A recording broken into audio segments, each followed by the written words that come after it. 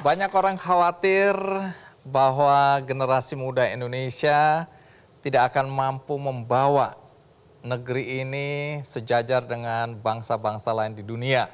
Kita akan kalah dalam persaingan. Kekhawatiran itu muncul karena melihat gaya anak muda sekarang, baik di media sosial maupun dalam kehidupan sehari-hari, yang terkesan hidupnya glamor, mewah, santai, cuek, dan banyak lagi hal-hal negatif termasuk penggunaan narkoba dan seks bebas. Dan banyak lagi catatannya. Tapi apakah benar kekhawatiran seperti itu membuat kita tidak yakin bahwa generasi muda ini masih punya harapan dan tentu saja akan mampu membawa Indonesia ke kancah kehidupan global yang lebih baik. Nah, inilah cerita yang akan saya sampaikan kepada semua yang menonton acara ini. Tamu kita adalah anak-anak muda. Dalam usia mereka yang masih sangat muda, mereka sudah peduli pada masalah-masalah di lingkungan mereka. Siapa mereka? Kita sambut yang pertama adalah Nina Azahra. Nina, apa kabar? Alhamdulillah baik. Dari mana kamu asalnya? Dari Surabaya. Oh, arek Surabaya toh. Iya. Yes, monggo, monggo. Apa kabar Nina? Alhamdulillah baik. Baik. Nina, usiamu sekarang berapa? 14 Mei besok 15. Kamu sekolah di mana? SMP Negeri 12 Gresik. Katanya Oktober lalu kamu diundang bicara di Amsterdam ya? Iya. Belanda. Belanda. Di acara apa itu ya? Di acara Plastic Health Summit. Oke, itu tentang apa itu? Ya acaranya membahas tentang bahaya plastik, mikroplastik untuk kesehatan manusia dan juga lingkungan juga. Oke, yang hadir siapa aja tuh? Banyak. Nina ketemu peneliti-peneliti hebat. Oke. Dia neliti mikroplastik di darah, di plasenta, di feses manusia, ketemu aktivis-aktivis juga gitu. Ini usianya dibatasin atau anak-anak muda atau ada orang-orang dewasa juga? Iya, ada orang dewasa juga, orang tua-tua, peneliti gitu. Kamu kemudian diundang juga ke Inggris ya? Iya, setelah dari Belanda ke Inggris. Di Inggris ngapain? Mengikuti acara COP26. COP itu apa? Acara rapat koordinasi nasional dari semua pemerintahan negara ya untuk membahas tentang perubahan iklim. Gitu. Emang kamu siapa kok diundang di mana-mana? Sementara aku yang udah 16 tahun memandu acara Kick Ending nggak pernah diundang sekalipun. Iya. Aktivitasmu apa yang membuat kamu diundang? Ya, kalau yang waktu di COP Iya. itu Nina diundang karena mau screening film Girls for Future. Jadi ada ceritanya tentang 4 anak perempuan dari Indonesia, India, Afrika dan juga Australia melawan gitu, berjuang krisis iklim gitu, melawan krisis iklim gitu. Jadi Nina ikut main filmnya, mau screening film di COP26. Jadi 4 anak ini kamu juga terpilih? Iya. Nanti kamu harus cerita ini, apa yang kamu lakukan kok sampai diundang, bahkan main film, sementara aku yang merasa udah sehebat ini nggak pernah diundang, main film pun sekali, itu pun filmnya katanya gagal. Oke, sebelum kita lanjutkan, mari kita simak dulu tayangan berikut ini.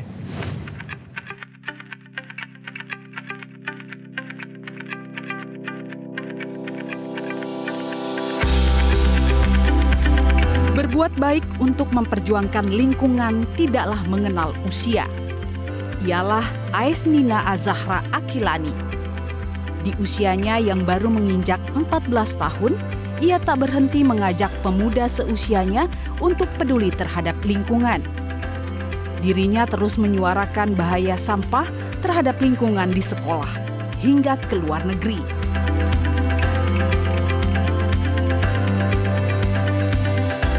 Anak yang periang, anak yang aktif, anak yang kreatif juga menurut saya, dan selalu respon ketika dalam pelajaran gitu, selalu peduli terhadap lingkungan sekitar gitu juga, dan Kadang meskipun di dalam kelas juga terkadang cengengesan juga. Yang pasti saya pribadi bangga sekali dan tentunya juga semua warga sekolah ini juga bangga dengan adanya Nina yang seperti itu, karena kita tidak menyangka bahwa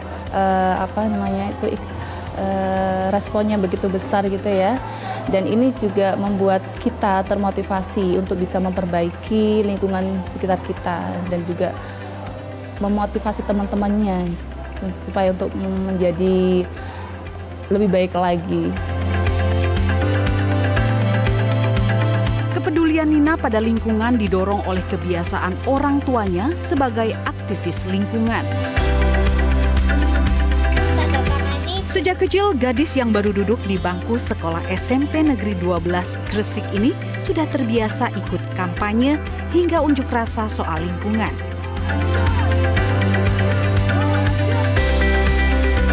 Namanya dikenal banyak orang setelah keberaniannya mengirimkan surat protes kepada pemerintah negara asing yang mengirimkan sampah mereka ke Indonesia, seperti Amerika, Kanada, Jerman, hingga Australia.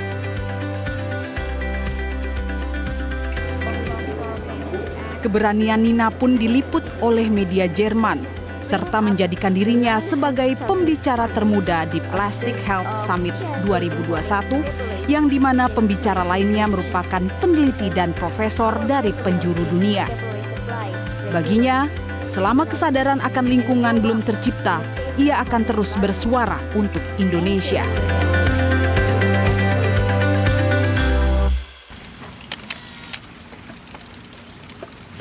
Baik, sebelum penonton jadi lebih penasaran, ini anak kecil ini kok bisa jadi pembicara di 2 event internasional ya, di Belanda dan Inggris, dan bahkan main film ini udah film internasional ini ya berarti ya. Ini dokumenter atau film? Iya, film dokumenter. Dokumenter, oke. Nina, jadi apa yang kamu lakukan sampai kemudian kamu bisa diundang di acara hebat itu? Yang Nina lakukan sehari-hari kayak meneliti mikroplastik di sungai, meneliti air limbah. Nina juga sering baca-baca artikel, baca-baca berita tentang lingkungan, tentang sampah impor.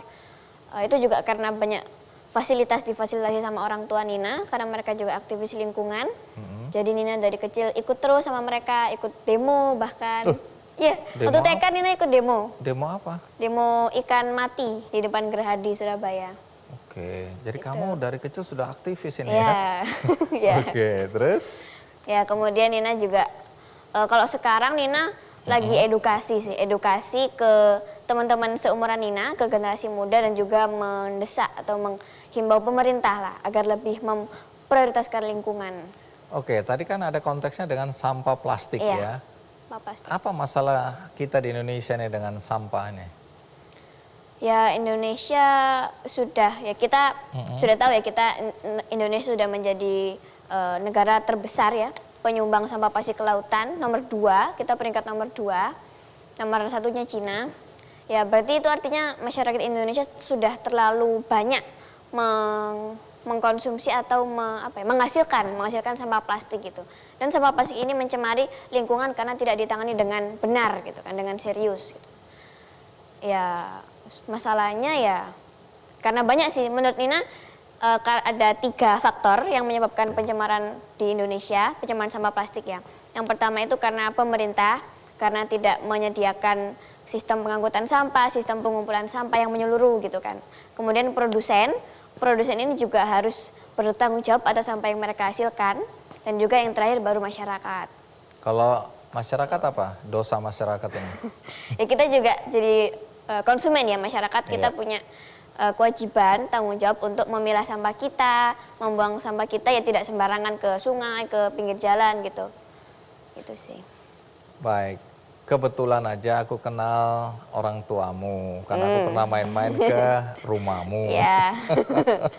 Orang tuanya namanya Priki dan Daru, ya. Memang dulu aku datang ke sana untuk diperlihatkan sampah popok. Popok bayi itu dibuang begitu aja, dan itu ternyata limbah yang sangat-sangat masif ya. Kalau kita bicara tadi mengenai kekhawatiranmu, kemudian kamu merasa bahwa ini akan berbahaya ya, Ya, bagi masyarakat, bagi Indonesia sendiri. Kasus apa yang kamu lihat terjadi dengan adanya sampah plastik misalnya? Dampaknya apa dampaknya? Dampaknya lebih ke lingkungan sih, karena ya tidak dibuang ke lingkungan sembarangan, tidak ditangani dengan serius oleh masyarakat dan juga pemerintahnya. Ya dampaknya lingkungannya jadi kotor. Kalau sampah plastik itu, Bang Andi, dia bisa kalau kena matahari, ya kalau ke bawah angin, dia akan lapuk, terus dia akan pecah-pecah jadi mikroplastik. Oke, terus? Mikroplastik itu ukurannya kurang dari 5 mm, sama kayak plankton. Oke, Jadi kecil-kecil gitu ya. kecil banget, bisa lihat pakai Oke. mikroskop. Terus? Kalau dia sudah di sungai gitu, misalnya di lingkungan, dia akan menyerap polutan-polutan gitu yang ada di sekitar dia. Karena dia sangat kecil, dia mungkin ada di kacamata kita, di baju kita, di handphone kita, terus kita hirup. Dan kalau terlalu banyak di badan kita, ya akan menyebabkan banyak sekali penyakit yang serius, kanker, ganggu hormon kita, imun kita, saraf kita gitu. Dan itu sering tidak kita sadari ya, Iya. karena prosesnya mungkin panjang. Di usia-usia kita tua baru kita mulai bener banget, merasakannya baru ya. kerasa waktu tua ya. Baik, menarik karena kamu juga memperhatikan adanya sampah plastik yang dijadikan bahan bakar ya. Iya. Nah, bayangin sampah plastik dan beberapa waktu kan viral ya. Iya. Ada pabrik tahu atau Iya, apa pabrik gitu. Dalam prosesnya itu menjadikan plastik-plastik ini sebagai bahan bakar. Iya. Nah, nanti kamu cerita ya apa dampaknya kalau plastik dibakar jadi bahan bakar ya. Nah, baik bagi pekerjanya maupun konsumen dari tahu itu aku nggak tahu ada dampaknya atau tidak. Tapi kita rehat sejenak, ikuti terus Kick Andy. Beberapa kali mengirim surat juga untuk kepala negara ya. Pernah ke Donald Trump ya. Terus kanselir Jerman.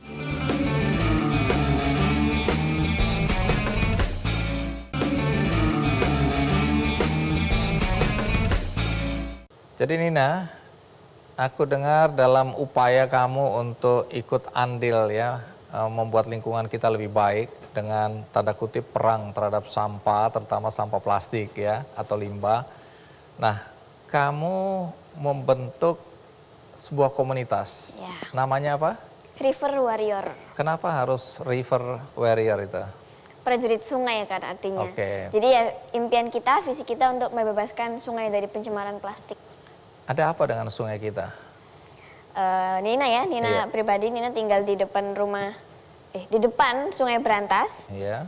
Dia jadi sumber baku ya, bahan baku air minum PDAM di minum Surabaya. pump, ya. Buat lebih dari 5 juta orang gitu. Dan itu di hilirnya dijadikan air minum, tapi di hulunya dijadikan tempat sampah. Sama Wow. industri, sama ya buang limbahnya ke sungai, sama masyarakat buang sampahnya semua ke sungai gitu. Padahal di bawahnya dijadikan air minum, bahkan buat nenek saya juga gitu. Oke, jadi kondisinya seperti itu yang kamu Sangat lihat parah, ya. parah. Nah, terus apa yang dilakukan oleh River Warrior ini? Ya kita mencegah agar masyarakat buang sampah ke sungai, jadi kita edukasi lewat sosial media, ke sekolah-sekolah, ya menjelaskan ke ibu-ibu pakai poster. Sosial media sih paling sering, dan juga ya menulis surat ke pemerintah itu juga penting, menulis surat ke pemerintah agar ya bikin kayak polisi sungai lah, jadi ada yang mengawasi sungainya gitu, agar tidak dibuangi limbah sama orang-orang gitu sih. Nah, ada cerita katanya kamu pernah lihat di Mojokerto, ada persoalan yang serius juga itu ya. Iya. Apa yang kamu lihat di Mojokerto itu? Di satu desa katanya. Iya. Apa itu? Namanya Desa Bangun, dia jadi desa yang desa yang dijadikan tempat sampah plastik impor terbesar se-Jawa Timur.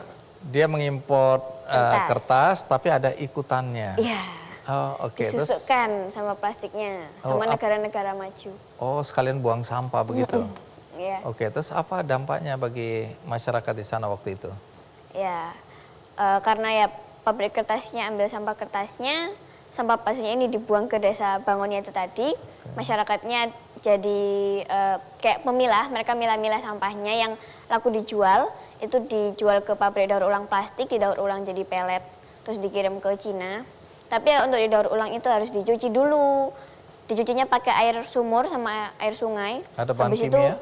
iya dibuang ke sungai gitu. Jadi ya mikroplastiknya juga ikut ke sungai, ikan-ikannya mati. Jadi orang sana nggak pakai sumber air dari sungai lagi. Terus dijajah kecil-kecil kan, Bang Andi. terus kelepas mikroplastik juga gitu. Dan pekerjanya nggak pakai alat pengaman apa-apa gitu ya, Oke. industri rumah tangga. Terus yang nggak bisa didaur ulang itu tadi, dia dijual ke pabrik tahu atau pabrik kerupuk jadi bahan bakar. Bahan bakar. Tadi kan aku bilang bahwa soal sampah plastik kalau dibakar ya itu apa dampaknya bagi pekerja, kalau ini di pabrik tahu tadi ya, pabrik tahu. apa dampaknya bagi pekerja dan kemudian bagi konsumen ada pengaruhnya nggak proses pembuatan tahu yang dibakar dengan menggunakan bahan bakar plastik, apa dampaknya? Iya, jadi kan untuk membuat plastik yang keras, lentur, tahan api, tahan air kan pakai banyak bahan kimia. Waktu dibakar itu racunnya semua lepas. Jadi dioksin, ftalat, itu semuanya keluar ke udara. Terus yang mencemari udara, pastinya dioksin itu nggak bisa hilang gitu loh Bang, abadi dia akan terus ada di lingkungan gitu. Oke. Habis itu abunya akan jatuh ke tanah, habis itu ya ada ayam-ayam liar gitu kan makannya dari situ ya. Terus mereka bertelurnya mengandung dioksin dan Jadi ternyata dari telur aja Iya. sudah ada persoalan Iya. itu ya? Iya gitu, dan ya pekerjanya juga nggak pakai alat pengaman apa-apa ya, industri rumah tangga. Dan dampaknya ya tahunya sudah terpapar sama racun-racun plastik juga gitu. Jadi lama-lama Jangan-jangan kita itu juga yang aku pasti. makan ya? Iya. Oke, jadi itu ada persoalan juga. Iya. Nah, waktu kamu diundang ke Amsterdam, kan diminta untuk menyampaikan pokok-pokok Sampah pikiranmu, impor, ya? Oh, topiknya mengenai? Sampah impor. Nah, apa yang kamu sampaikan di situ? Ya Nina cerita juga keadaan desa Bangun juga karena sampah yang mereka kirim. Ya Nina juga ke Belanda kan juga sekalian lihat bagaimana proses daur ulangnya di Belanda kayak gimana gitu. Dan ternyata hanya 60% Bang yang bisa didaur ulang gitu. Oke. Sisanya mungkin ya dibuang ke Indonesia gitu kan. Ya Nina cerita dampaknya, Indonesia tercemar karena sampah yang mereka buang ke sini gitu. Dan pemirsanya juga kaget banget ternyata sampah yang katanya pemerintahnya akan didaur ulang gitu kan. Ternyata didaur Oke. ulangnya di negara berkembang dan mencemari Indonesia gitu. Ya mereka ada yang nangis, ada yang kaget gitu sih ya. Nina juga minta agar mereka mengurangi penggunaan plastik sekali pakai dan juga berhenti stop ekspor sampah plastik ke Indonesia. Oke, jadi kamu marahin mereka lagi. Iya, iya marahin ya. Nah, yang menarik kan kamu beberapa kali mengirim surat juga untuk kepala negara ya. Pernah ke Donald Trump ya. Terus kanselir Jerman waktu itu masih siapa? Merkel atau? Ya, Angela Merkel. Oke. Apa yang kamu sampaikan? Terus ada duta-duta besar yang ada di sini juga ya? Apa poin yang kamu sampaikan itu? Suratnya ya cerita tentang keadaan di Indonesia, airnya sudah tidak bersih lagi, tidak bisa kita gunakan lagi, tidak bisa kita konsumsi, udaranya sudah tercemar juga karena sampah yang mereka kirimkan, sumber makanan kita bahkan sudah tercemar sama sampah plastik mereka gitu. Nina minta tanggung jawabnya mereka karena sudah mencemari lingkungan Indonesia dan juga berhenti mengekspor sampah plastik ke Indonesia karena ya kita bisa lihat sendiri Kita Indonesia sudah korbannya ya. punya banyak masalah lingkungan gitu kan. Kita Dari sendiri dalam belum bisa aja udah selesaikan. banyak, apalagi didatengin lagi sampah-sampah plastik Ditambahin gitu ya. lagi bebannya gitu. Menurutmu anak-anak muda sekarang peduli nggak sih masalah-masalah ini? Aduh. Menurut Nina ya, sudut Iya. pandang Nina ya, di sekolah ya, di yang terdekat di sekolah Nina itu belum banyak. Hanya beberapa teman-teman yang Nina ajak, yang Nina sudah edukasi. Jadi teman-teman sekelas Nina kalau jam kos gitu, Nina kadang-kadang cerita gitu kan ke mereka tentang bahaya mikroplastik, bahaya membakar sampah gitu. Ya teman-teman deket Nina yang mau mengurangi plastik sih. Kalau yang Yang lain anak-anak. dianggap apa? Kamu ini anak aneh ini ya. Iya, Apalagi iya, kalau kamu larang mereka minum dari botol plastik atau apa ya. Iya. Kalau kamu terapkan dalam kehidupanmu sendiri gimana? ya Nina juga ke sekolah bawa bekal sendiri gitu kan ya, bawa botol sendiri.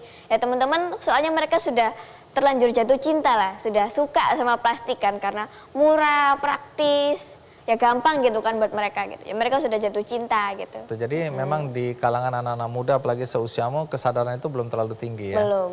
Belum terlalu tinggi ya. Baik, kalau gitu ada baiknya kamu coba sampaikan pandanganmu, imbauanmu ya Ya. kepada siapapun yang menonton acara ini. Ya. Tentang apa aja topik yang kamu ambil berkaitan dengan lingkungan. Oke. Siap? Siap.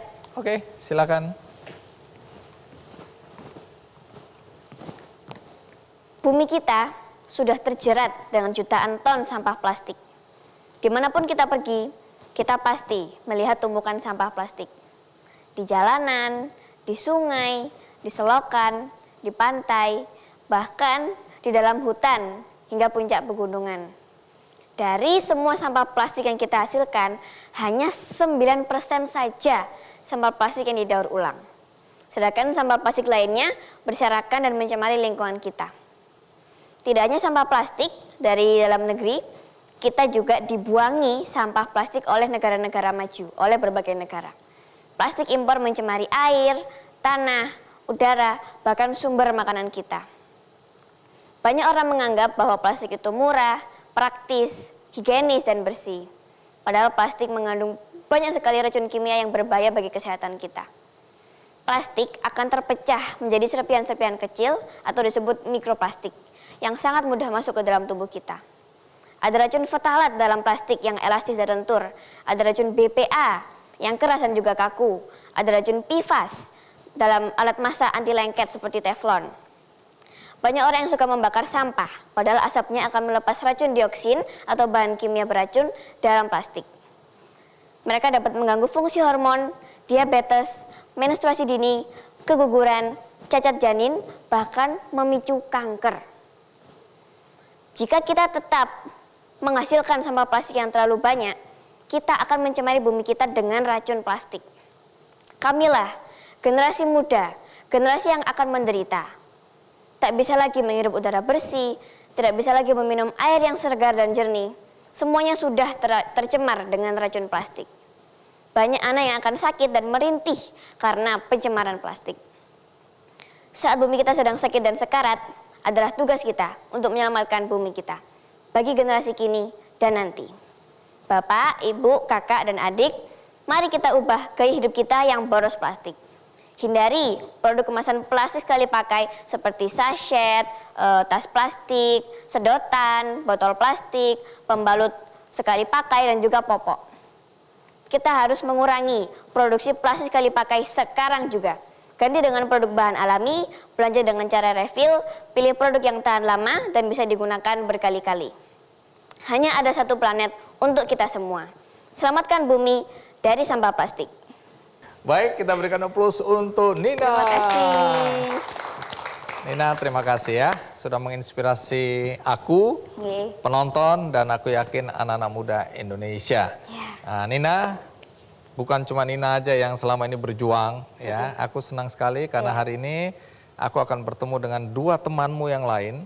Karena ada kesamaan ya, Ya. ada pejuang-pejuang Ya. yang lain ya, bukan Ya. cuma Nina sendirian. Semakin banyak, kamu semakin bersemangat. Ya. Nah, inilah cerita tentang dua gadis berikutnya. Yang pertama kita akan undang ya Nina, temanmu dari NTT, dari Sumba Timur. Wow. Ya, dia juga diundang untuk bicara 2 kali di forum PBB. Luar biasa ya. Luar biasa. Dan siapa dia? Tahan dulu, kita rehat sejenak, ikuti terus Kick Andy. Mereka minta supaya ada anak juga yang berpartisipasi dalam kegiatan tersebut. Anak bicara tentang anak ya? Iya, karena hanya anak yang tahu kebutuhannya gitu.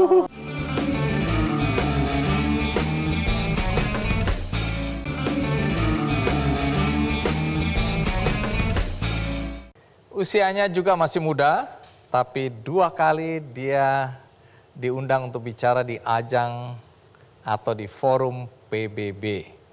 Apa yang dia bicarakan dan apa yang dia lakukan sehingga dia mendapat kehormatan seperti itu. Mari kita sambut seorang anak perempuan dari NTT, Roslinda Tamoina. Oslin, Halo, apa Fani. kabar? Puji Tuhan yang baik. Baik, silakan duduk Oslin. Oslin, jadi kamu persisnya dari mana? Dari Sumba Timur.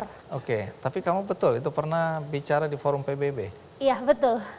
Dan 2 kali? Iya, 2 kali. 1 kali offline dan 1 kali online. Jadi 1 kali kamu datang ke New York ini Iya, ya? tahun 2019. Yang kedua? Secara virtual, Karena tahun pandemi. 2020. Ya, karena Oke. pandemi. Lalu kamu ini siapa? Saya Roslin. Oh iya, Oslin ya. Oslin, jadi umurmu berapa sekarang? 16 tahun. 16 tahun. Iya. Sekolah di? SMA Negeri 1 Waingapu. Baik. Orang tuamu kerjanya apa? Papa guru, kalau mama ibu rumah tangga. Oke. Nah, kalau tadi bicara pertama kali kamu diundang untuk datang ke New York, bicara di forum PBB itu tahun berapa? 2019 bulan Juni.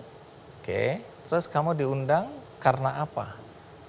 Jadi di sana itu kegiatannya HLPF, High Level Political Forum. Oke. Nah, bahas tentang SDGs. Jadi di salah satu poinnya itu ada membahas tentang ending violence against children, penghapusan kekerasan terhadap anak. Oke. Nah, kebetulan saya sudah aktif di forum anak di desa saya dan kami terus mengkampanyekan penghapusan kekerasan terhadap anak. Jadi ada seleksi untuk di sana. Mereka minta supaya ada anak juga yang berpartisipasi dalam kegiatan tersebut. Anak bicara tentang anak ya? Iya. Iya, karena hanya anak yang tahu kebutuhannya gitu. Iya, Jadi iya, harus iya. anak yang menyampaikan. Tadi kamu bilang bahwa kamu punya forum anak gitu? Iya, forum anak. Emang ini apa yang kamu lakukan melalui forum anak itu? Jadi Mencegah kekerasan terhadap anak tadi? iya, Oke, apa yang kamu lakukan? Nah, forum anak ini sebagai wadah kami anak-anak untuk belajar. Awalnya kami anak-anak tidak tahu apa hak-hak anak itu. Jadi sejak kami bergabung, kami dibimbing oleh kakak-kakak dari Wahana Visi Indonesia. Oke. Kami belajar tentang hak-hak kami. Setelah kami tahu tentang hak-hak kami, ternyata kami melihat masih banyak hak-hak kami yang belum dipenuhi. Emang apa sih hak anak itu? Hak anak itu anak mempunyai identitas, anak berpartisipasi, anak mendapatkan perlindungan gitu, Mendy. Hak Oke. hidup gitu. Dan masih salah satunya tadi hak untuk mendapatkan identitas. Nah, di Itu desa saya artinya akta lahir? iya, anak punya akta lahir. Emang banyak anak tidak punya akta lahir? Iya, banyak Om Andi. Akibatnya apa kalau nggak punya akta lahir? Ya tidak bisa bersekolah dengan baik gitu. Ada teman saya yang mau ikut lombanya dari pemerintah, tapi karena dia tidak punya identitas, padahal dia bisa gitu kan, kasihan. Potensinya, bakatnya itu tidak tersalurkan karena dia tidak punya identitas, tidak diakui negara. Jadi itu gitu. yang kamu perjuangkan? Iya, saya Biasanya perjuangkan. kenapa nggak punya akta itu kenapa? Kalau faktor yang pertama itu kesadaran dari orang tua. Oh. Orang tua tidak menyadari bahwa anak itu harus punya akta lahir, itu yang pertama. Kalau yang kedua, karena di desa untuk mengurus akta lahir harus ke kota, karena kantornya di kota gitu, itu dulu. Jadi orang tua memikirkan harus ke kota, tidak punya biaya begitu. Terus akta lahir buat apa sih gitu. Jadi akhirnya saya sama teman-teman forum gitu mencari solusi gitu. Apa nih solusinya agar semua anak punya akta lahir gitu. Akhirnya kami terus melakukan pendekatan ke pemerintah. Kami minta supaya kami dilibatkan dalam musyawarah rencana pembangunan desa gitu. Musrembang? Iya, musrenbang gitu di desa kami. Ini anak kecil loh, ini kamu umur berapa ngomong seperti itu tadi? Itu masih umur sekitaran 14. Emang ada yang mau dengar? Awalnya sih kayak dianggap dulu awalnya iya. tidak. Iya. Dibilang anak kecil ini, ayo Iya sih buat jauh, apa jauh. anak kecil datang, ini kan pertemuan orang besar gitu. Tapi kemudian kapan kamu didengar? 2018. Gara-gara apa kamu kemudian didengar? Kami sampaikan bahwa dampak-dampaknya gitu. Coba lihat banyak anak-anak yang tidak bisa bersekolah dengan baik gitu. Di mana kesadaran para orang tua gitu. Padahal orang tua punya kewajiban untuk mengurus identitas gitu kan. Jadi kamu ngomong seperti itu di depan orang dewasa? Iya gitu. Terus kami Mereka responnya gimana? Marah atau tidak? Awalnya marah pasti. Awalnya sih kayak bingung-bingung juga, tapi akhirnya diterima dengan baik. Terus kami minta solusi, bagaimana nih dengan anak-anak yang belum punya akta lahir gitu. Kami punya solusi dari forum anak, bagaimana kalau banyak orang tua yang mengeluh tidak ada biaya ke kota. Jadi kami usulkan coba buat pengurusan akta lahirnya secara massal saja gitu. Jadi pemerintah desa buat gugus tugas gitu, untuk fokus urus akta lahir anak, mendata anak-anak yang belum punya akta lahir, terus diurus secara massal di kota, dan akhirnya 99% anak-anak di desa Kombapari sudah punya akta lahir. Tepuk tangan dulu. Baik, Oslin, sebelum kita lanjutkan, ada baiknya kita simak dulu liputan berikut ini.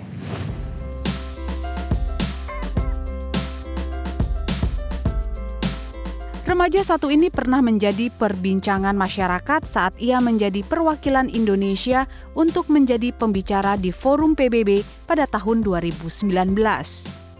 Roslinda Tamoina atau yang sering dipanggil Oslin ini adalah remaja 16 tahun yang berasal dari salah satu desa kecil di Sumba Timur. Oslin menjadi penggerak anak-anak di desanya. Bahkan di Kabupaten Sumba Timur, ia menyuarakan isu perlindungan anak. Suaranya pun terdengar hingga mancanegara. Ia diundang ke New York pada tahun 2019 untuk menceritakan permasalahan yang terjadi di desanya. Ia pun berhasil menyelesaikan masalah akta lahir anak-anak di desanya dari yang hanya berjumlah 20% menjadi 99% anak memiliki akta. Tidak hanya itu, berkat suara Oslin yang sudah 2 kali menjadi pembicara di forum PBB juga berhasil mengurangi jumlah kekerasan anak. Ia memperjuangkan untuk memasukkan peraturan perlindungan anak di dalam peraturan daerah. Berkatnya, suara anak menjadi sama pentingnya dengan suara masyarakat dewasa dan memiliki andil dalam pemerintahan desa. Menjadi perwakilan dari kabupaten, Oslin turut serta menyebarkan ilmu-ilmunya ke puluhan desa di Kabupaten Sumba Timur agar bisa ikut memerangi permasalahan anak.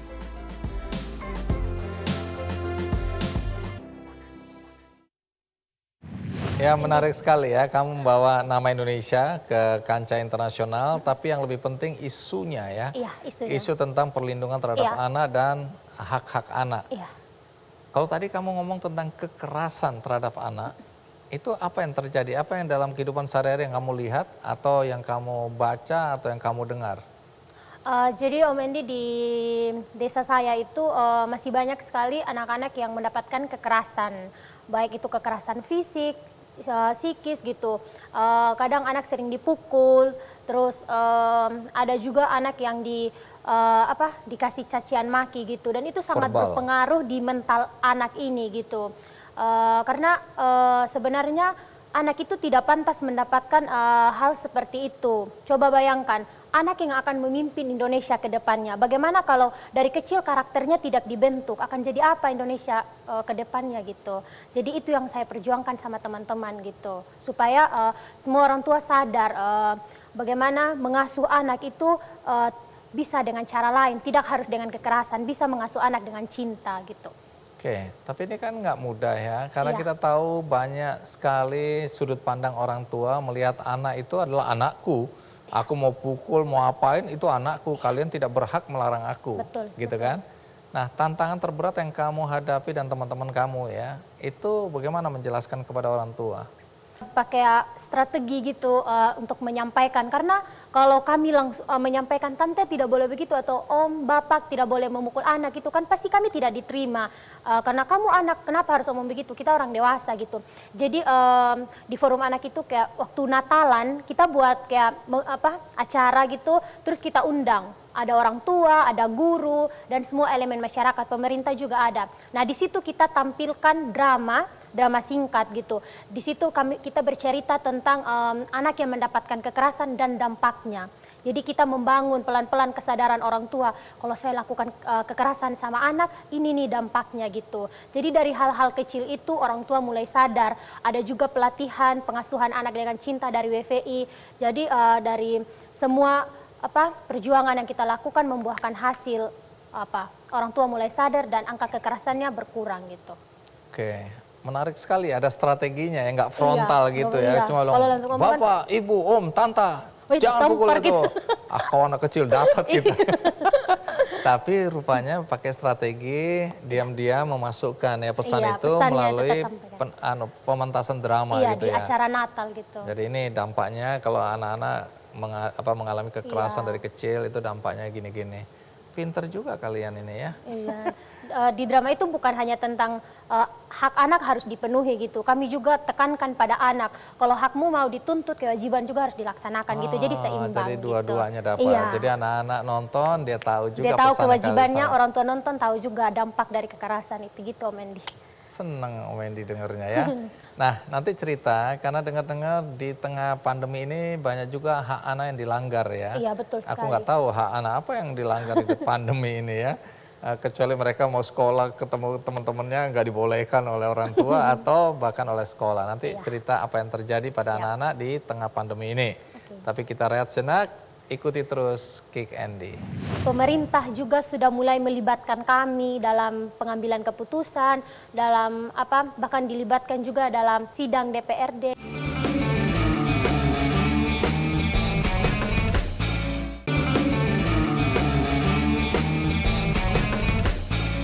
Ini kan kamu diminta 2 kali bicara, yang satu kamu datang ke New York, yang satu lagi online. Itu karena pandemi ya? Iya. Nah, apa yang kamu sampaikan di kesempatan kedua ini? Jadi di pertemuan virtual kedua itu saya menyampaikan tentang dampak COVID-19 terhadap anak-anak di Sumba Timur. Jadi yang pertama itu anak-anak sekolah dari rumah.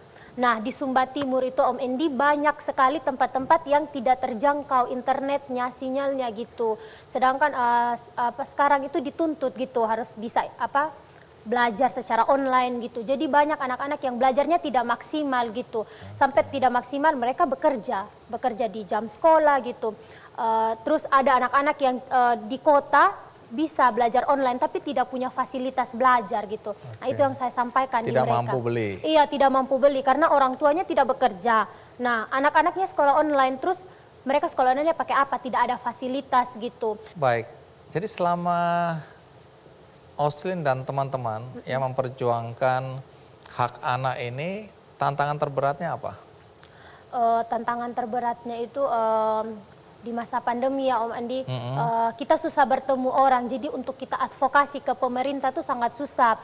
Pemerintah sibuk mengatur wilayahnya bagaimana supaya tidak banyak yang terpapar COVID. Sedangkan kami anak-anak juga mau untuk minta waktu sama pemerintah, gimana solusinya untuk anak-anak begitu, pertama waktu. Terus izin dari orang tua juga, kadang orang tua tidak mengizinkan kita untuk ikut kegiatan karena orang tua takut kita terpapar gitu. Oke, jadi menarik sekali ya.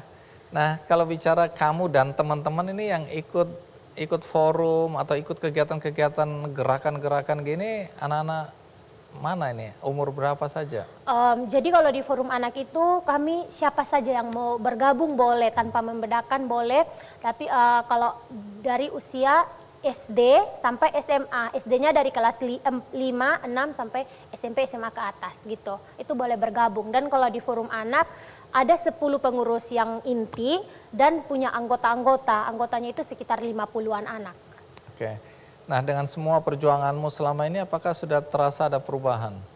Iya, terasa sih Om Endi, perubahannya itu lebih banyak anak yang mau sama-sama berjuang untuk haknya dipenuhi gitu.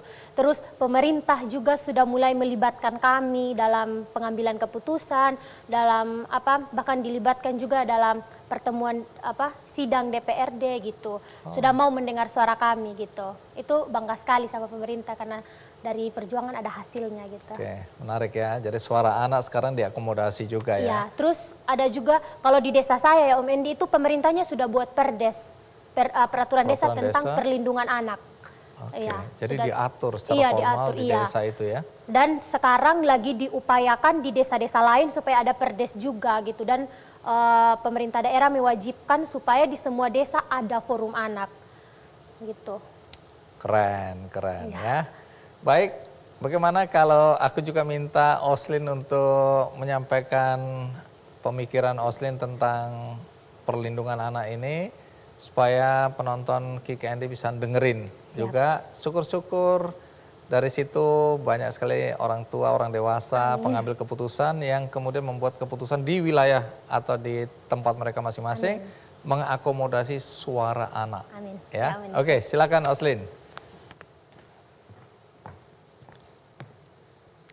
Di menit saya berbicara saat ini di acara Om Endi, ada teman-teman saya yang masih merasakan kekerasan seksual, masih mendapatkan kekerasan fisik, kekerasan mental, anak-anak yang bekerja di masa pandemi. Jeritan mereka menjadi kekuatan bagi saya untuk bisa berbicara mewakili mereka. Karena tidak semua anak punya kesempatan sama seperti saya, tidak semua anak bisa berbicara, bisa menyampaikan apa yang menjadi aspirasi dan kebutuhan mereka.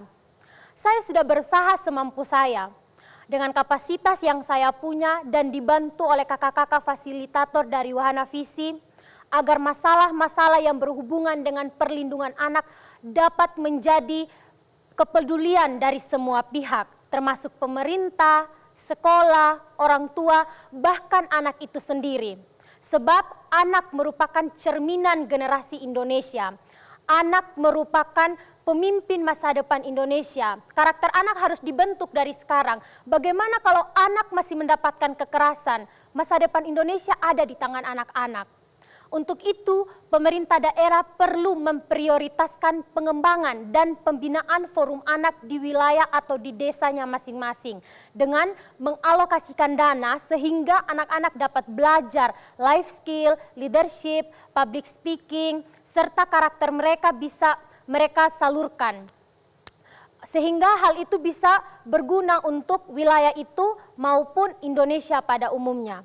Pemerintah juga perlu melibatkan anak-anak dalam pengambilan keputusan sehingga pemerintah dapat membuat program yang tepat sasaran dengan kebutuhan anak itu sendiri. Selain itu, dengan dilibatkan dalam pengambilan keputusan itu, anak bisa terbangun rasa percaya dirinya.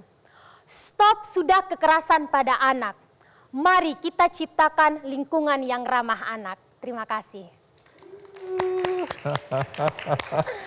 Terima kasih, Terima kasih, Om Oslin, Mendy. luar biasa ya. Aku hari ini belajar banyak dari anak-anak. Karena jangan sampai aku juga tidak mengakomodasi suara anak-anak.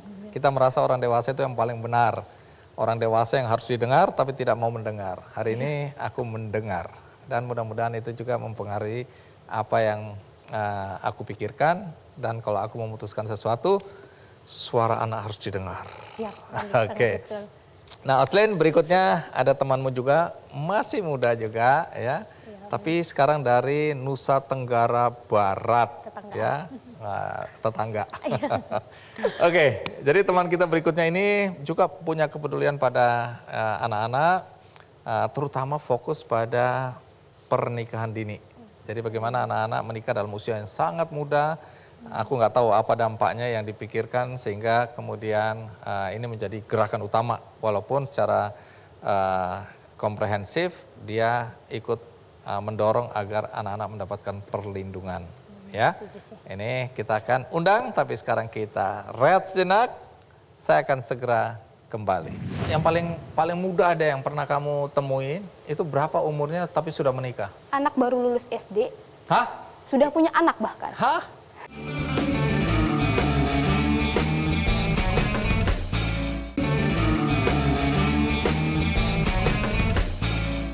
Tamu kita berikutnya juga masih anak muda yang punya kepedulian pada anak-anak desa. Dan kemudian dia fokus pada satu gerakan untuk mencegah anak-anak menikah di usia dini, di usia remaja. Tapi apa penyebabnya dan apa dampak kalau anak-anak menikah di usia yang sangat muda? Kita akan dengarkan saja apa yang disampaikan oleh anak muda yang satu ini. Mari kita sambut Suci Apriani. Suci, terima kasih sudah hadir di acara Kikendi. Silakan duduk, Suci. Suci, kalau kamu persisnya dari mana? Aku dari Lombok Barat, Desa Kediri. Aku dengar kamu ini juga pejuang untuk hak anak-anak, terutama berkaitan dengan pernikahan dini. Ya, Itu benar itu ya? betul sekali. Oke. Tapi omong-omong umurmu berapa sekarang kalau boleh tahu? Umurku 22 tahun. Oke. Aku mulai kegiatan ini dari tahun 2017, usia aku 17 tahun pada saat itu. Hari 17 tahun. Ya. Apa yang mendorong kamu peduli pada urusan perkawinan dini? Dulu aku terkait tentang isu ini belum pernah dengar ya terkait tentang perkawinan usia anak karena dianggap sebagai hal yang biasa atau wajar. Yang membuat aku peduli itu awalnya pada tahun 2017 itu ada organisasi atau aliansi namanya Yes I Do. Salah satunya ada Plan International Indonesia yang dimana dia membawa sebuah isu ini gitu, isu perkawinan usia anak. Dari situ aku belajar juga terkait tentang perlindungan anak, kemudian terkait tentang isu perkawinan anak ini. Nah dari situ aku mulai ngeh ini, ternyata perkawinan usia anak itu banyak banget yang terjadi ya. Kayak teman-teman aku dari SMP, aku dulu madrasah, dari madrasah itu ada banyak teman-teman aku yang menikah di usia anak. Yang dulunya aku anggap ini bukan sebagai permasalahan. Jadi kamu dulu menganggap ini biasa-biasa Biasa saja. aja, biasa Tapi aja. baru kamu melihat bahwa ini ada persoalan. Betul. Oke, nanti ceritakan apa persoalannya kalau orang menikah atau anak-anak menikah di usia dini ya. Ya, betul. Tapi emang masih ada sekarang anak-anak yang menikah di usia dini? Masih banyak? Sekali. Banyak sekali, Mas. Termasuk di kakakku sendiri, itu di keluargaku ada yang melakukan perkawinan usia anak juga. Ini kakak kandung? Kakak kandungku. Nah, nanti cerita ya kakak kandung ini ya. Dan kemudian mengapa anak-anak ini menikah di usia yang sebenarnya masih usia kanak-kanak, masih usia senang-senang main-main, tapi mereka sudah menikah ya? Ya, siap. Baik, tapi sebelum itu kita simak dulu liputan berikut ini.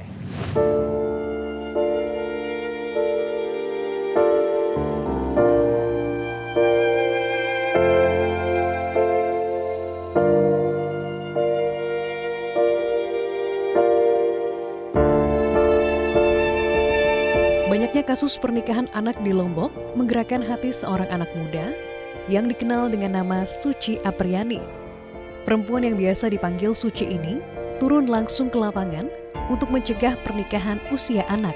Yang awalnya hanya melakukan demonstrasi, kegiatannya berkembang menjadi mediasi yang melibatkan calon pengantin anak, orang tua, ketua adat, dan tokoh agama desa.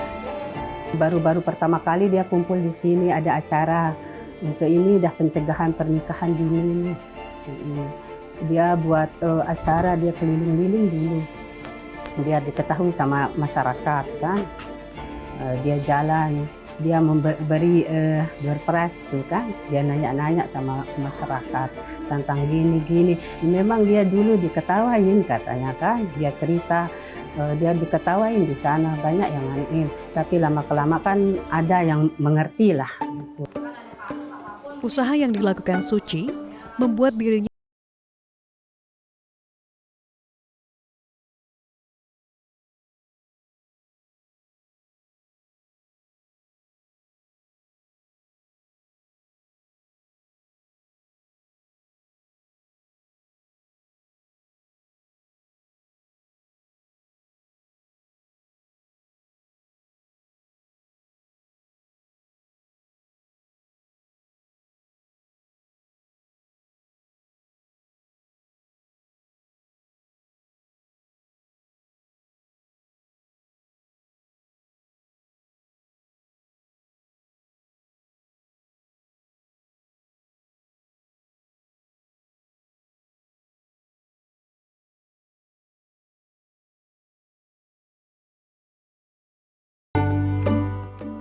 hingga kini, selama 3 tahun menjabat sebagai Ketua KPAD, Suci sudah berhasil menggagal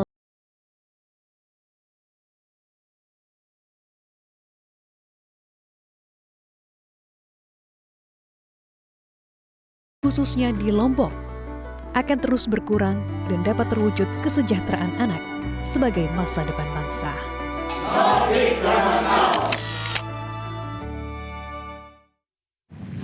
Suci, kalau dibilang pernikahan usia anak, Ya. nah itu umur berapa anak yang dimaksud dengan anak di sini? Untuk usia anak sendiri itu 18 tahun termasuk yang di dalam kandungan. Tapi berdasarkan Undang-Undang Revisi saat ini itu perkawinan yang dibolehkan untuk laki-laki dan perempuan itu berusia 19 tahun. Oke, jadi kalau di bawah itu berarti itu masih dianggap pernikahan usia anak. Betul. Tapi yang kamu lihat rata-rata yang menikah, yang paling muda ada yang pernah kamu temuin, itu berapa umurnya tapi sudah menikah? Anak baru lulus SD. Hah? Biasa, itu udah banyak terjadi di daerah-daerah. Usia SD, lulus SD itu artinya umur berapa 12 itu ya? tahun, 13 tahun. Sudah menikah? Sudah punya anak bahkan. Hah? Baik, jadi apa faktor yang membuat mereka menikah di usia dini? Apakah tradisi, faktor ekonomi, adat, budaya, aku nggak tahu. Faktor apa? Jadi kalau untuk perkawinan usia anak sendiri itu banyak faktor ya Mas. Jadi setiap kali aku mediasi atau pencegahan perkawinan usia anak ini, itu setiap perkawinan beda-beda alasan. Ada yang faktor ekonomi, ada yang karena sudah terjadi kehamilan, kemudian ada juga karena tradisi budaya yang telat pulang langsung dinikahkan, ada juga yang karena orang tuanya pengen anaknya cepat nikah dengan beberapa orang yang tokoh besar. Yang paling banyak ditemui yang mana? Faktor ekonomi. Faktor ekonomi Selalu yang lebih dominan. faktor ekonomi dan tradisi kadang yang selalu dijadikan alasan kenapa perkawinan di sana dilegalkan katanya.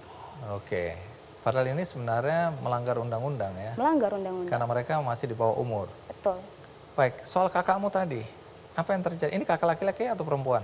Kakakku laki-laki usia 20 tahun, kakak iparku 15 tahun pada saat itu. Oh, anak umur 20 tahun menikah dengan anak 15 tahun? Iya. Yang kakakmu laki-laki? Iya. Kandung? Iya. Oke, bisa cerita ini kenapa? Jadi pada saat itu usiaku masih masih kelas 2 SMA dulu.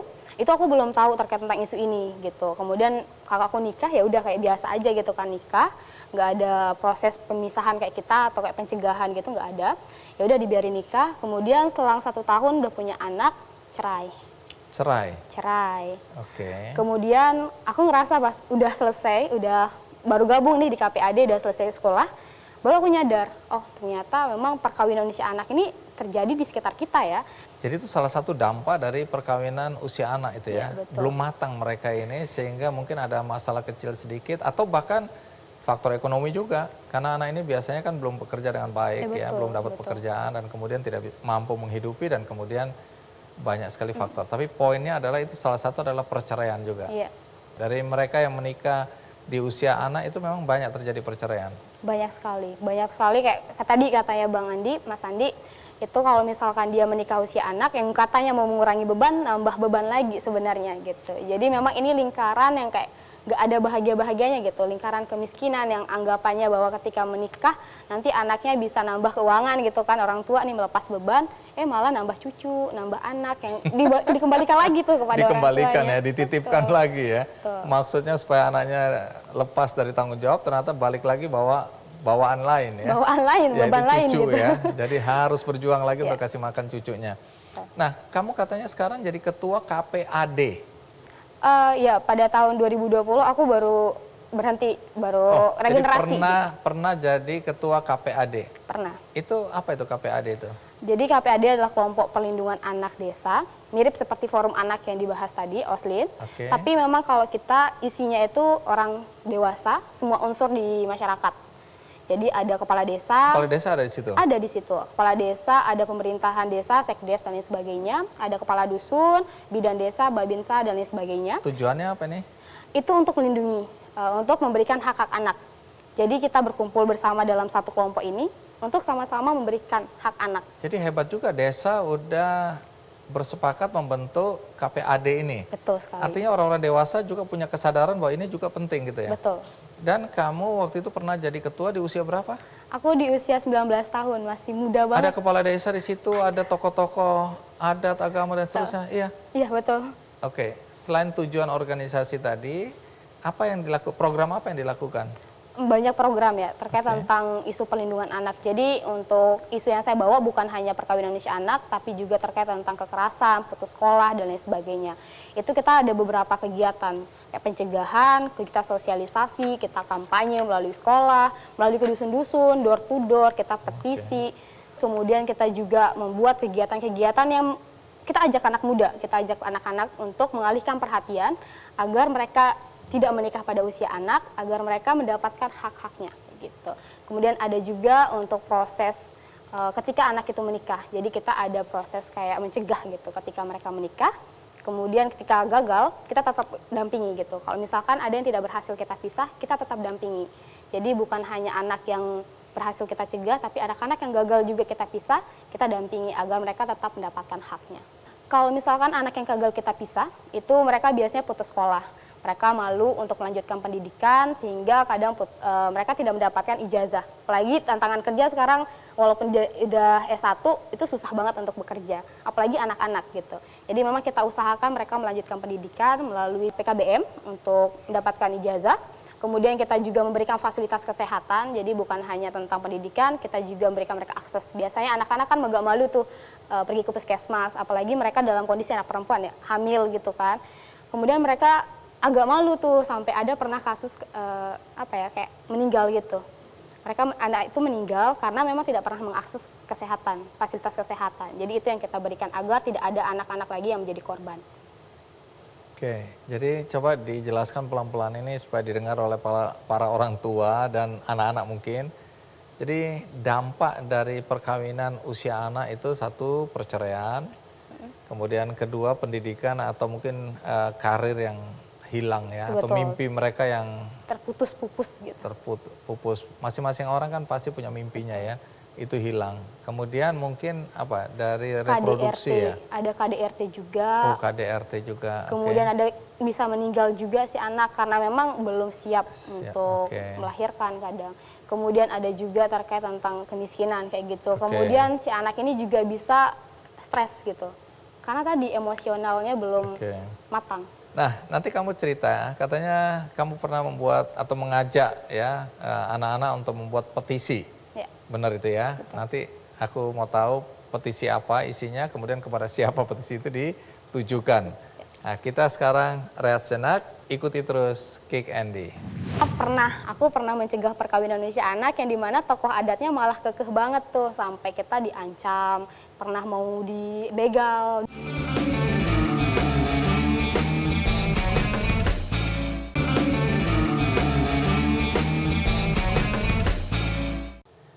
Suci, aku dengar kegigihanmu untuk memperjuangkan hak anak ya, untuk membuat banyak gerakan. Soal petisi itu apa yang pernah kamu lakukan? Kamu mendorong anak-anak untuk membuat petisi. Petisi apa ini?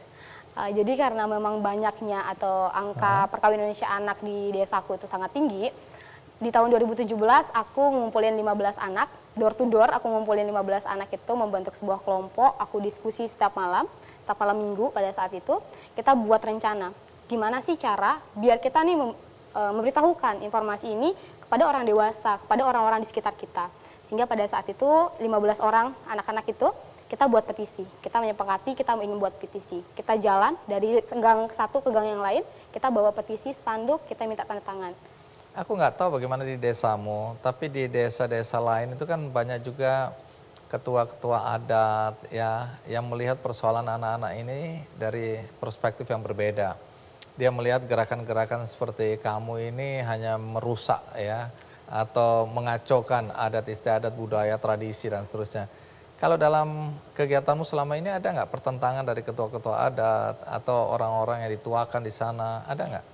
Nah di sana aku pernah mencegah perkawinan Indonesia anak yang dimana tokoh adatnya malah kekeh banget tuh sampai kita diancam, pernah mau dibegal tuh kayak dibegal, terus ditaruhin Pokoknya ada parang. kekerasan lah. Iya sampai kekerasan kayak gitu terjadi karena penolakan, tidak pernah ada kasus perkawinan yang dicegah gitu. Jadi sampai ada tragedi-tragedi kayak gitu. Tapi syukurnya sekarang sampai saat ini gitu setelah kita masif menyuarakan terkait tentang perkawinan Indonesia anak, banyak tokoh adat, tokoh agama yang malah mendorong kita, mendukung kita gitu. Sudah untuk terjadi perubahan ya. betul, itu syukurnya sampai saat ini. Oke, kalau tadi KPAD ya, apa kelompok perlindungan anak desa. Oke, jadi ini spesifik desa, anak desa. Iya, desa. Itu sudah ada di berbagai desa atau di desamu aja? Jadi untuk awal terbentuk itu di tahun 2017 ada 4 desa di Kabupaten Lombok Barat, tapi karena dianggap ini berhasil, pemerintahan Kabupaten Lombok Barat dengan sangat luar biasa gitu langsung mereplikasi. Nah, harapanmu dengan semua yang kamu lakukan ini apa? Harapanku ya tidak ada lagi kasus perkawinan Indonesia anak, tidak ada lagi anak-anak yang menikah kemudian menggendong anak dan mendapatkan hal-hal yang tidak kita inginkan kayak gitu.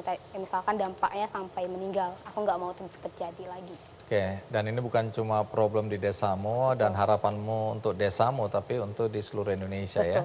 Betul. Baik, mudah-mudahan dari desamu kemudian aku akan melihat atau mendengar anak-anak desa-desa lain juga mulai bergerak, menyuarakan apa yang menjadi hak mereka ya. Siap. Nah, sama seperti teman-temanmu yang lain, aku mau kasih kamu kesempatan 2 menit untuk pidato, menyampaikan pikiranmu, pandanganmu mengenai apa saja yang kamu anggap penting untuk diketahui oleh siapapun yang menonton acara ini. Ya. Oke, silakan Suci.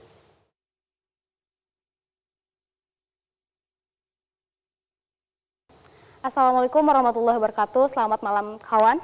Menurut data nasional, 1 dari 8 anak sudah melakukan perkawinan sebelum 18 tahun. Dan Indonesia menjadi negara yang menduduki posisi kedua se-ASEAN dengan tingginya angka perkawinan usia anak. Banyak orang yang melihat dengan nyata terjadinya perkawinan anak di sekitar. Namun tidak banyak orang yang menganggap ini adalah sebuah kekerasan ataupun tindakan kejahatan. Perkawinan usia anak itu lingkaran ketidakbahagiaan. Kenapa? Anak-anak yang seharusnya bermain, belajar kelompok, mengenyam pendidikan yang tinggi, bahkan seharusnya mereka punya kesempatan mewujudkan mimpinya, tapi perkawinan anak ini menjadi hambatan atau halangan untuk hal itu. Dari puluhan kasus perkawinan anak yang didampingi KPAD, tidak jarang terjadi karena adanya stigma perempuan yang selalu diikuti dengan dosa. Oleh karena itu, tidak jarang di daerah pedesaan, banyak orang tua yang menikahkan anaknya. Apakah Tuhan salah menciptakan perempuan gitu? Tidak. Ini jelas bukan salah Tuhan. Ini kesalahan yang berawal oleh masyarakat yang menggunakan standar yang tidak adil terhadap perempuan. Banyak perempuan tidak diberikan wadah untuk mengambil keputusan atas haknya, tidak diberikan bersuara. Banyak orang dewasa yang menganggap keputusan atas solusi dengan menikahkan anaknya itu menjadi jalan terbaik. Padahal untuk memprediksi masa depan itu dengan cara berencana dan menciptakan dengan tidak menikahkan anaknya. Aku ingin mengajak anak laki-laki beraksi, aku ingin mengajak anak perempuan juga ikut berpartisipasi. Aku ingin mengajak banyak kaum muda berkontribusi untuk negeri, aku ingin semua orang hadir juga sebagai solusi. Bersama memperjuangkan hak anak, memberikan tempat yang layak dan nyaman bagi perempuan. Memberikan perempuan kesempatan untuk bersuara, mengenyam pendidikan yang tinggi dan mampu mengambil keputusan atas dirinya. Saya percaya bahwa saat ini suara saya masih belum begitu besar terdengar, tapi saya meyakini suara itu akan sampai saat semua orang punya harapan yang sama dengan saya. Saya memulainya dari desa. Terima kasih Suci. Semoga apa yang menjadi harapanmu dan teman-temanmu itu bisa terwujud ya. Karena ini acara Kikendi, maka saya sangat bersemangat untuk berbagi cerita kebaikan yang ada di sekitar kita. Hari ini kita akan mendengarkan kolaborasi kebaikan antara Unilever dan benihbaik.com. Karena ada kegiatan-kegiatan yang saat ini dilaksanakan berkaitan dengan upaya membantu saudara-saudara kita yang membutuhkan dukungan kita. Untuk itu saya minta Ibu Nurdiana Darus dari Unilever untuk naik ke atas panggung. Juga Firdaus Juli dari benihbaik.com. Terima kasih Bu Ade. Terima kasih. Gimana, sehat? Alhamdulillah. Iya. Ya, jadi program apa saja yang sudah dilaksanakan oleh Unilever untuk membantu saudara-saudara kita terutama di masa-masa pandemi seperti ini? Ya, melalui semangat Mari Berbagi Peran yang telah digaungkan perusahaan sejak awal pandemi, semenjak 2020 kami berkolaborasi dengan pemerintah dan pihak-pihak lainnya untuk bersama-sama mengatasi pandemi melalui program Unilever untuk Indonesia. 3 fokus kami adalah karyawan dan keluarga, menghadirkan produk yang dibutuhkan konsumen, dan membantu pemerintah dan masyarakat untuk mempercepat pemulihan dan program vaksinasi. Selama 2020 hingga 2021 melalui Benih Baik secara korporat maupun brand, Unilever meluncurkan sejumlah program dan donasi dengan nilai total hampir 2 miliar rupiah. Program ini disalurkan ke lebih dari 40.000 orang seperti pedagang kecil, COVID heroes yang seperti supir ambulans, para medis, penggali kubur, anak di panti asuhan, dan masyarakat umum lainnya. Terima kasih untuk Benih Baik yang selama ini sudah menjadi salah satu mitra strategis kami, menyalurkan donasi terutama menghadapi pandemi. Gitu. Oke, jadi hari ini formalitasnya ya. Formalitasnya. Serahkan bantuan, baik mana mokapnya teman-teman? Diserahkan secara formal kepada Firdaus Juli, founders dari benihbaik.com. Silakan diterima. Terima kasih Bu atas amanah yang diberikan dan terima kasih atas konsistensinya berbuat kebaikan. Kami sangat merasa tersanjung atas kerjasama yang telah berjalan selama ini dan tentu kami ucapkan banyak terima kasih. Oke, luar biasa. Terima kasih. Saya juga mau berbuat baik hari ini. Tapi donasinya donasi buku ya. Bukunya berjudul Generasi Z. Memahami karakter generasi baru yang akan mengubah dunia kerja. Wah. Jadi ini tadi bicara mengenai anak-anak muda. Iya. Jadi ini buku harus dijadikan acuan bagi siapapun juga. Baik, dan kalau Anda menginginkan buku ini, gampang caranya. Bisa ikuti kuis di Twitter Kikendi, juga ada Facebook dan Instagram Kikendi. Dan bagi Anda tadi yang menonton acara ini dari tengah-tengah, tidak dari depan, juga jangan khawatir karena Anda bisa menyaksikannya dari awal di metrotvnews.com karena di sana ada tayangan ulangnya. Dan juga ada cuplikannya di YouTube Kick Andy Show. Dan bagi Anda yang ingin juga berbuat baik, tapi belum tahu perbuatan baik apa yang akan Anda lakukan dan kepada siapa perbuatan baik itu Anda tujukan, jangan khawatir. Karena di benihbaik.com banyak sekali program-program kebaikan yang Anda bisa ikut menjadi bagian dari gerakan kebaikan. Dan hari ini salah satunya adalah gerakan untuk menyelamatkan penyu di Pulau Serangan, Bali oleh seorang model dan artis yaitu Asmara Abigail. Nah, kalau Anda ingin mendukung kegiatan-kegiatan dia, tinggal klik benihbaik.com, di situ cari gerakan dari Asmara Abigail. Mudah-mudahan Anda juga bisa berkontribusi membuat kebaikan dalam hidup Anda. Akhirnya semoga episode kali ini bermanfaat bagi kita semua. Sampai jumpa.